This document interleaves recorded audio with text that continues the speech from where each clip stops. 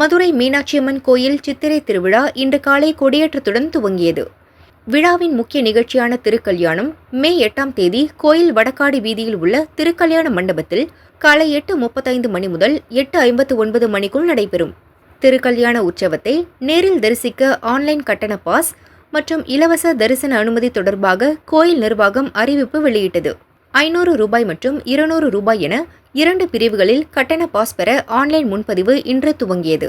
வரும் மே 2ஆம் தேதி இரவு 9 மணி வரை https://madurai-meenakshi.hrce.tn.gov.in என்ற இணையதளத்தில் முன்பதிவு செய்யலாம். முன்பதிவுக்கு Aadhaar card, photo ID, mobile எண் மற்றும் இமெயில் ஐடி கட்டாயம். ஒருவர் 2 500 ரூபாய் அல்லது 3 200 ரூபாய் பாஸ் மட்டுமே பதிவு செய்ய முடியும். ஒரே ஐடியில் 500 மற்றும் 200 ரூபாய் பாஸ் பதிவு செய்ய இயலாது. 12 வயதுக்கு மேற்பட்டோர் கட்டண பாஸ் பெறலாம். அனுமதிக்கப்பட்ட இடத்தை விட கூடுதலான விண்ணப்பங்கள் பதிவு செய்யப்பட்டால் கணினி மூலம் குலுக்கல் முறையில் பக்தர்கள் தேர்வு செய்யப்படுவர்.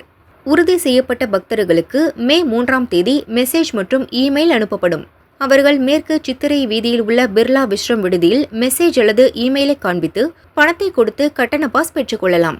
மே 4ஆம் தேதி முதல் மே 6ஆம் தேதி வரை காலை 10 மணி தொடங்கி மாலை 5 மணி வரை கட்டண பாஸ் பெறலாம்.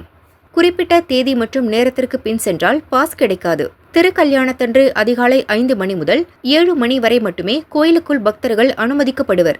500 ரூபாய் கட்டண பாஸ் உள்ளவர்கள் வடக்கு கோபுரம் வழியிலும், 200 ரூபாய் கட்டண பாஸ் உள்ளவர்கள் வடக்கு கிழக்கு சித்திரை வீதி சந்திப்பு அருகே உள்ள பாதை வழியாக வந்து வடக்கு கோபுரம் வழியாகவும் கோயிலுக்குள் அனுமதிக்கப்படுவார்கள்.